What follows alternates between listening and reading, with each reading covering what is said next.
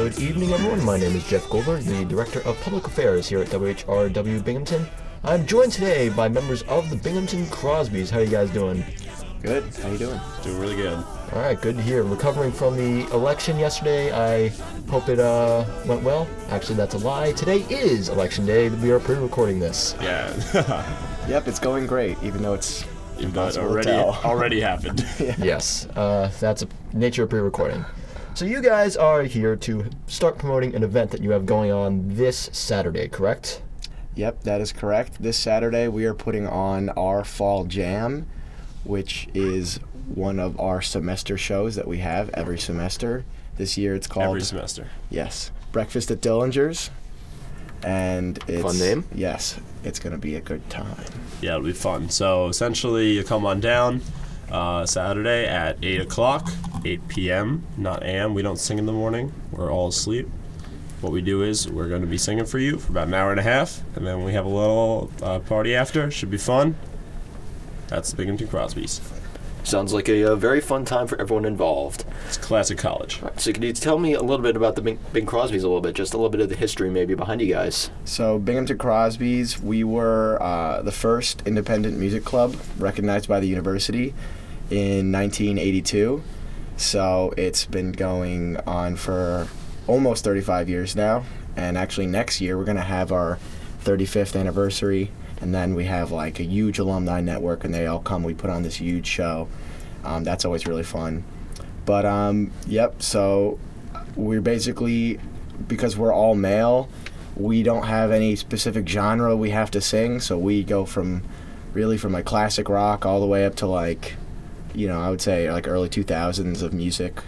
And we wear blazers and jeans. So that's the worst thing ever. That sounds like a funky combination. Yep. The good thing is that when you're around campus and you're a group, usually you need something to be recognized. We can essentially wear a white T-shirt and people are like, oh, hey, that's the Crosbys. Pretty cool. Yeah, something I forgot that we should probably do. Would you mind introducing yourselves and maybe your positions in the Crosbys? Yeah, sure. I'm Sage. I'm the musical director. I'm Scott. I am the Public Affairs Outreach Coordinator. That makes sense that you're here then. Yeah, why I reached out to you, Jeff. Yes, you did. Publicly reached out to you. And the main reason you're putting on this show is because you are attending the ICCAs, the International Championship of Collegiate A Cappella, which you guys have actually participated in before and won. This is, in the a cappella world, a very major competition, right? Yeah, so when we go on a tour each winter and all across New York State, and whenever we're trying to explain because we tour around high schools, and we explain to the kids that we've gone to the ICCAs, and we just tell them, imagine Pitch Perfect, like that competition, that's the ICCAs. So they won, the group won it in 2003, and also we've been 4-time finalists in the competition. And so next semester we're planning on going again. We haven't gone in a long time, and we think we definitely have the group to do it. It's been a really good year. Yeah, we've been working essentially for 2 years. It was rebuilding year last year, and now we have more of a full group. We started with 5, now we're at 12 again. So as you can assume that that we were working towards this. So it's pretty good that we get to do it. Yeah, we lost at the end of I'm a junior. At the end of my freshman year, a couple years ago, we lost like 8 seniors. So the group went from like 14 people to there was nobody in the group, and then somebody had to quit, so it ended up being 5 people, which is not a group anymore. So it was like dire times, and by now the fact that we can go to the ICCAs is really exciting. Now you're here, you're back, and you're strong, right? Yep. Definitely. And the good thing is, though, that we've one of the largest alumni networks on campus. So what's really cool is if you do come to our show on Saturday, I'd say about 30% of the audience will be alumni. It's a lot of fun. It's pretty interactive, and I think everyone will have a good time. What do you mean interactive? Like clapping along or actually singing along? Well, I would say the number one thing that differentiates the Binghamton Crosbys from really any other musical group is that we focus on performance at the most. And not to say that other groups don't perform, they definitely do, but we just take the performance aspect as kind of our main thing to offer the audience. So that just means when we're trying to be funny, we're gonna be, interacting directly. We'll pull people up on stage, or we'll even just kind of have back and forth with the audience where they do sing along, and it's really fun, and it makes the audience feel like they're part of the production too. Okay, that's a very fascinating aspect, I guess. Or thrilling or disturbing, depending on how you do in front of a crowd. Hopefully all of those things. Hopefully all of those things at the same time. All in one group. Yes. Could you tell me the process of getting into the ICCAs? Because it seems, on such a big level, it seems like it would be a bit of a nightmare to go through. Yeah, so it's not that hard to get in. Pretty much any a cappella group that's like a recognized group can get in. You submit an audition video of 3 songs. It's a pretty simple thing. Getting in is not the hard part, obviously. It's moving up in the round, so anyone could participate, but then to get up to the upper tiers, it gets very competitive quickly. And it's really fun too when you get to the later levels. You can perform in some awesome venues, like the group has performed in Carnegie Hall, Lincoln Center, and when they won it in 2003, that was at the Beacon Theater on Broadway, which is an awesome place. That's a giant 4,000 seater right there. That's pretty sweet. Pretty impressive for a little college group. Exactly. So you just start off singing, little a cappella music for fun, and then you're singing in the Beacon Theater, and it does not make sense logically. Yeah. It's pretty crazy that you could see these guys walking around campus, and then they were the ones that went on to win an international competition. It's pretty mind-boggling to me. You don't really have a lot of groups in college that can really say that they've done that. So do you have some of those alumni sometimes come back and sing with you occasionally? Oh yeah, every single jam we actually have a couple guys from the original Crosbys. They're old men, they have families. We actually have one guy, Gary McBride, who comes every single jam and will record it for us. And we don't even ask him anymore. He just comes, and we just assume he comes, and then he records it and sends it to us after. Yeah, all of our jams are up on our YouTube page, and every single one of them was recorded by Gary, and I don't think a single one of them, we've never asked him to do it. He just did it. Just out of the goodness of his heart? Yeah. Yes. Which is definitely a perk of having just very committed alumni. Yeah, that's great. Very fascinating indeed.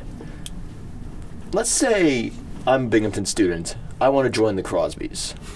Little plug for any new potential members. What's the audition process like? How do I become a Bing Crosby? Well, each semester, all of the a cappella groups perform at what is called Dollar Show. You pay $1, go to lecture hall, and you can see all of the groups perform. It's definitely somewhat of an exhausting event because there's just so many groups. But, Do you know how many there are off the top of your head? There are 9. Yep. 9 a cappella groups on campus. There's an all-male and all-female, and then from there it diverges into genres. So there's oldies, more alternative rock. I don't know. There's a whole mix. But anyway, so after that Dollar Show, you can then hang out with all the groups that night, and then the next day at 10 a.m. we have auditions, and that is just a chance for you to bring a piece of music, just a quick snippet of a song, and then if we like you, you get a call back, and then that's where we really get into it. And that's each individual group can have a callback? Yep, all the groups do this, and it's just a way, you might not get into one group, get a callback for another. Different groups are looking for different types of singers, so your best bet is to audition for 2 or 3. I personally only auditioned for the Crosbys just because... You had your heart set. Yeah, I was pretty much if I'm not going to get into them, I don't want to do it. So... Yeah, but it's very anxiety-filled. Essentially, you see everyone perform, you know the groups you want, and then the morning after 10 a.m. you wake up, you go there, you figure out what you're wearing, you figure out what song you're singing, you go, and then you essentially stay by your phone until like 2 a.m. and then get a call on which groups you got into. There are some of the pretty intense. Some of the groups are notoriously slow at deciding. Some like the co-ed groups get a lot of auditionees, and it takes them forever. Like, we'll be done at a reasonable hour. 4, 5. Yeah, and they'll be done at like midnight. And so we all have to wait, though, because everyone has to know at the same time. Do you remember your auditions I'm guessing you both auditioned when you were freshmen? Yep. Yeah. Do you remember yours at all? So Sage is actually a year older than me. He's a junior. I'm a sophomore.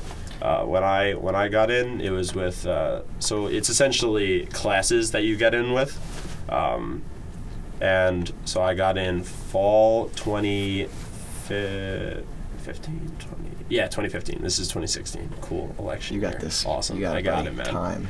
And it's so you're never sure because just because we're on the other end, we essentially put on these faces because we know that we're a very respected a cappella group, so we try to put on these faces that we're like looking for the next big thing every single second, and we like listen to people and we're like shaking our head like, oh, messed up. And it's a bit of an act, but it's also because we don't want it's kind of like their initiation in a way. Yeah, we don't want anyone to feel like they nailed it or to feel like they bombed, so it's just this ambiguous moment of your life that the next okay, thank you. Next. Yeah, exactly. Yeah. And I'm sure that tortured you when you first joined. Yeah, well, I went in, when I auditioned, they just, one of the things we do is a range test, so you see how low, how high you can sing. And I guess it was just like pure adrenaline and just the pressure of wanting to please. I sang higher than I ever have in my life as of now. How tight were your pants? It was just, yes, very tight. Yeah. It was, but like, they were just kept saying, keep going. No, keep going. And I was like, am I still singing? I can't believe this is a thing. This is screaming. And then I've never achieved that. So I guess they made a mistake. Yeah, I mean, I did some a cappella stuff in high school through like a men's choir and such. And sweet. It's like, oh yeah, I'm a bass voice, so singing high is not exactly my strong point. Yeah. Well, luckily we have a need for all of the types of voices. Yeah, we don't really look. So I'm in charge of PR, obviously. So what happens is I get messages usually on Facebook from these random guys who, hey, I'm from London. Or girls. Sometimes they're girls. But that's just exciting. Anyway, so we get these messages from people over Facebook, whatever, through the Facebook Binghamton Crosbys page. And they'll say, hey, I really want to enter your group, and it's pretty, you can't really tell them to do anything because we don't know what we want. We're essentially looking for just good singers. Yeah. So if we have 3 basses, we don't need a bass, but some kid comes in and he's unbelievable. You'll take him? Yeah. We'll take him because, we'll move him around. If he's that good of a singer, maybe he has a nice falsetto, he can move up to a tenor position, We find that, like, the quality of singers is, I mean, it sounds almost obvious, but we're not looking to fill ranks. So like we'll rather have a shortage of the upper tenor 1 part and just have like a phenomenal group of tenor 2 singers who are great soloists, but they just can't get that high. But maybe they'll switch around. But we'd rather have that kind of imbalance in the parts if we can get really good soloists and really members who can just kind of fill all sorts of roles. Yep. So one of the main things of a cappella is obviously covering songs. Crosbys have actually done quite a lot of that over the years. In fact, you have released albums, correct? Yep, that's true. Last spring, we just released our latest album, A Cosmic Voyage, which has been each album takes like a couple years to get together. So we had some seniors on that album who had already graduated by the time it came out, and we also had brand new members. So it's a real multi-year effort. And before that, we have released in 2013 another album, To Honor.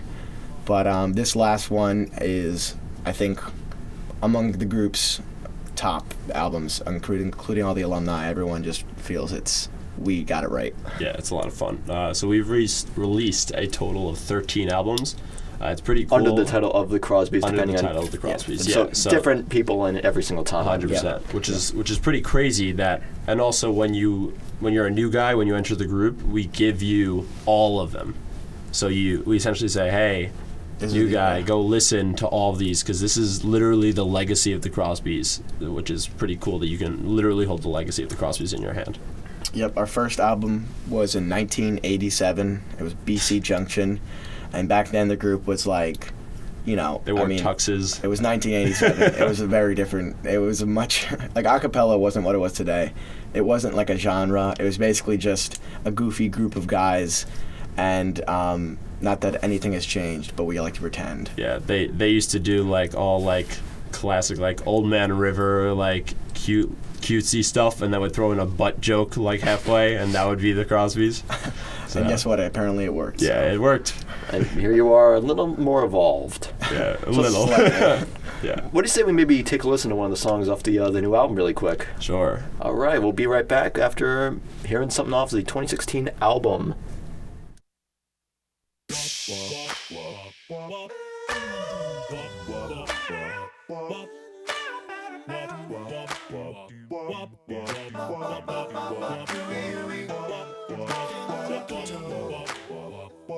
Let's welcome Rich back.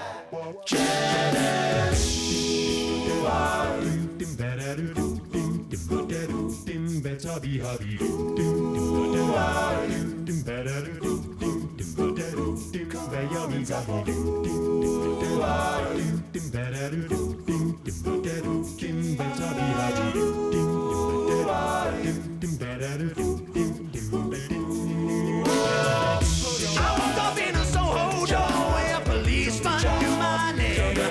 He said, you can sleep at home tonight if you can get up and walk away. And I staggered back to the underground and the breeze blew through my hair.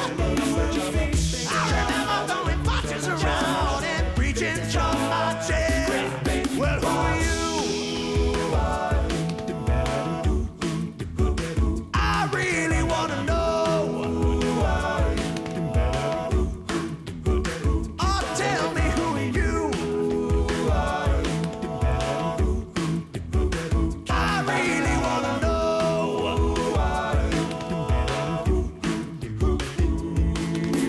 I took the tube back out of town, back to the rolling pin. I felt a little like a dying clown with a streak of red tinted. I stepped back and I hiccuped and looked back on my busy day.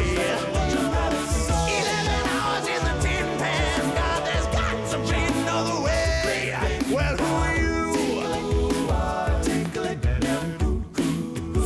I really wanna know.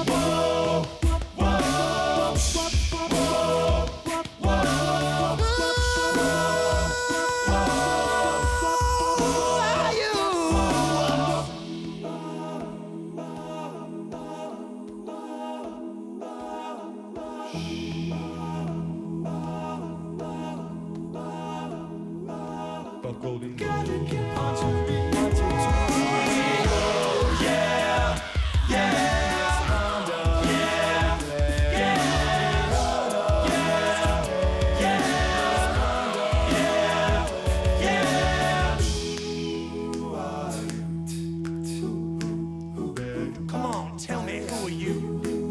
'Cause I really wanna know. Who are you? Come on, tell me who are you? 'Cause I really wanna know.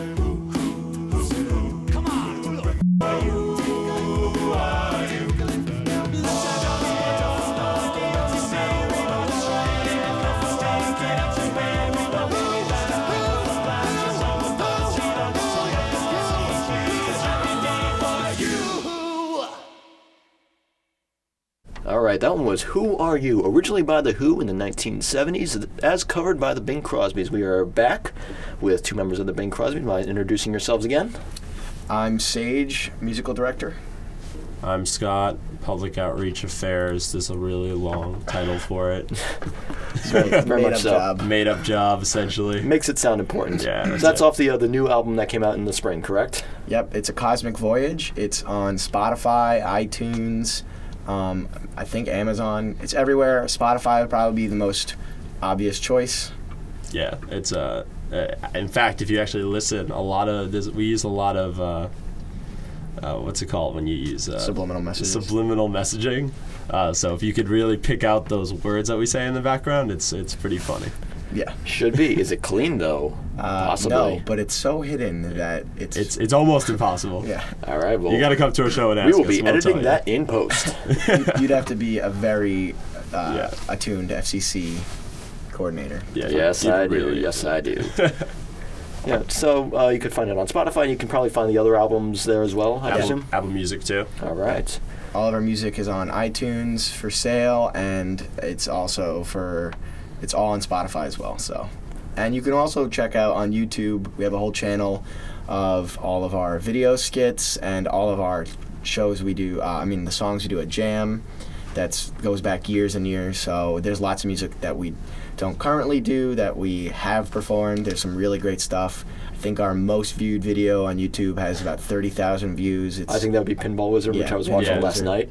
That one's like that arrangement is probably most representative of why people respect the Crosbys, because the type of music we arrange is a little bit divergent from mainstream a cappella in its kind of intent. We use the words we say are less of just kind of like the cheesy syllables, and more we sometimes are saying literally whole sentences, which is humorous at times, and also It definitely makes it more fun for us too, Yeah. when we're saying something about exactly. a past member being lost on a tour or something like that. Yeah. Very funny. Well, while the song was playing, actually, you were telling me about a story you have about a certain Andy Grammer.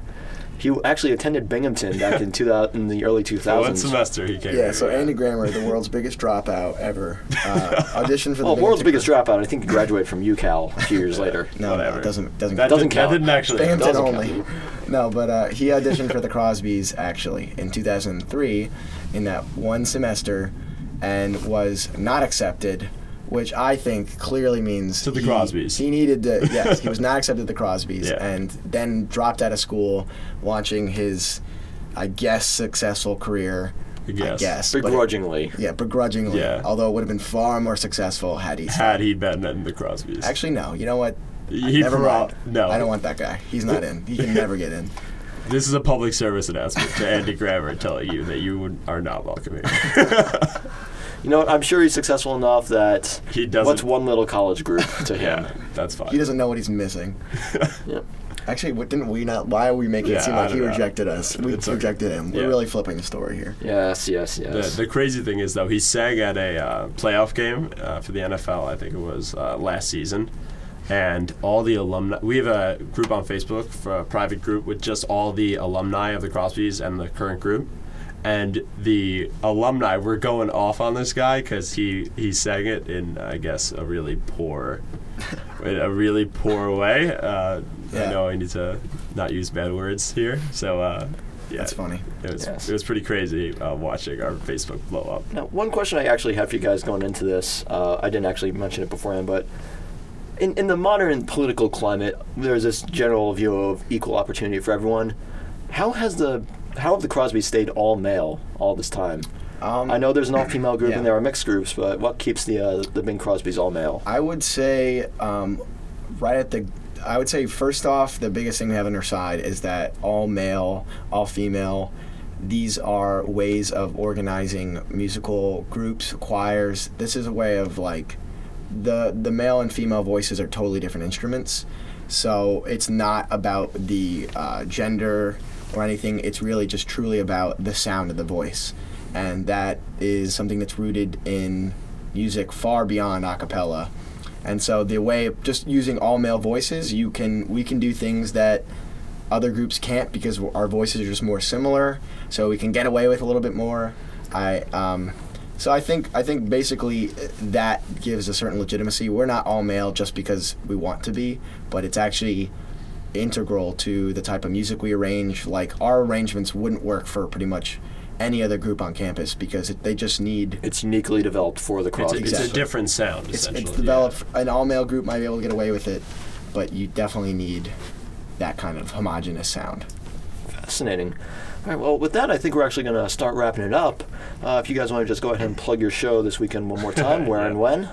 It's at the Anderson Center, Chamber Hall specifically, at 8 p.m. It'll be an hour and a half to 2 hours. There will be lots of dramatic moments, intense moments, funny moments. There's going to be a video skit. You might cry. Yeah, you might cry. You will definitely... You might laugh. Exhale slightly more through your nose than usual. And it should be a really good time. It's going to be a great show. And this is all to help prepare you guys for the ICCAs this May, I believe, right? Yep. I forgot to say, the show is called Breakfast at Dillinger's. Breakfast at Dillinger's. But it's not a Dillinger's. Not at Dillinger's. Common mistake. I can't imagine how fun the copyright must have been for that. All right, thank you guys so much for coming in. We're going to close it out with Are You Gonna Be My Girl, as covered by the Crosbys, originally by Jet. Thank you so much for coming in today, guys. All right, Jeff. Thank you. Dim dim dow, I got your nose. Dim dim dow, where's your nose? Dim dim dow, I got your nose. Can you tell me where did my nose go? Dim dim dow, ba dibba dow, dim dow, ba dibba dow, dim dow, ba dibba dow. Are you gonna touch my da ba da?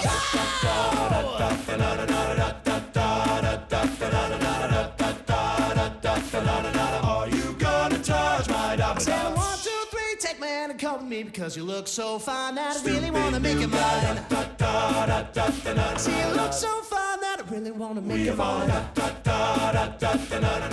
5, 6, come on and get your kicks. Now you don't need your money when you look like that, do you, honey? Big black boots, long brown hair. She's so sweet with her get back stare. No one can see you want with me, but you want it.